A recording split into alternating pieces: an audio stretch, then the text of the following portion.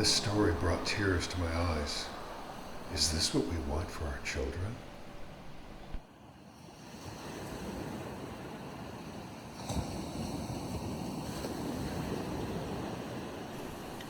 A nation is ruled by those who mirror the people's desires.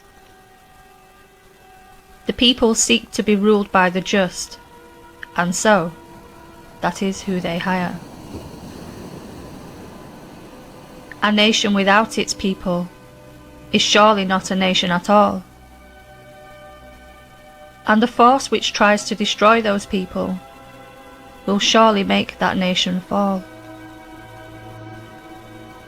And those whom seek to cause chaos and deny a people of a home now wish to deny your rights, which speak ill of the destruction they have sown.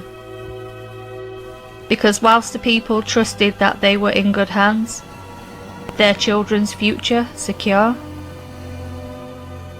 those who seek destruction, they wrote the carnage into law. And whilst the people slumbered and got on with each daily task, those who ruled decided their fate behind each and every back.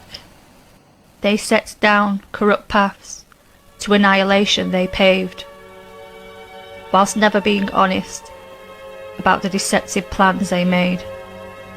And now the people awoke with fear to see those plans as clear as day.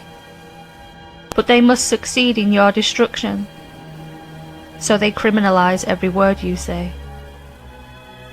They manipulate you into shame, playing such a wicked game. Further escalate the suffering of a slow and tiresome passing away.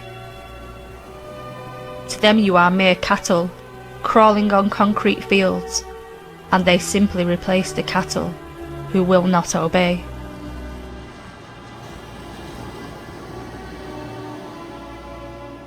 We were never asked. We have been betrayed. We were not considered in any decisions made. They did not think of your children when they chose the path they did. They see you as a pest, a burden, an annoyance to be rid. We were never asked, but we are being told. To the forces of evil they have sold. They sold themselves for ego and for self, but most of all they've sold us out for revenge, hatred and wealth. We were never asked, but they do demand we comply. They punish us and feed us guilt, demanding we accept to just die. Demanding we just accept that our children will be of the few. But this wasn't something you chose. When did they seek consent from you? We were never asked, but it is being enforced. Who would do such a thing, to set this on its course? We were never asked, but the plans still go ahead. And the plans will persist, oppress you and lie, until everyone is dead. We were never asked. We were given no choice. But now you know it. You feel it. You sense it.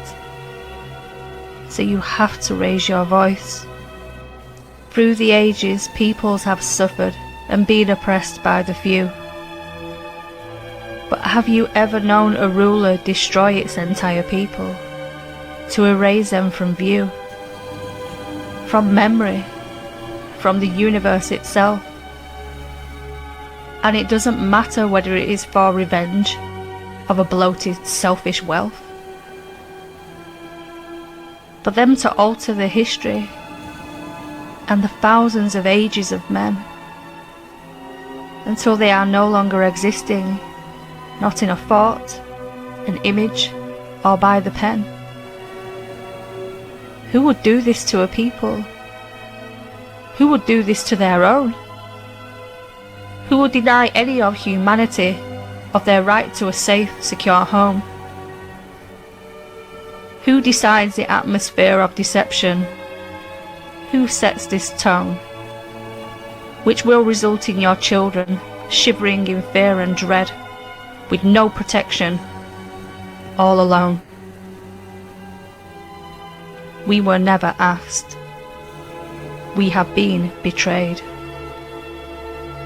We were never asked when those decisions were made.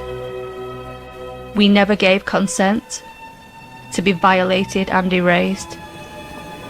And you better believe that those who did it are simply counting down the days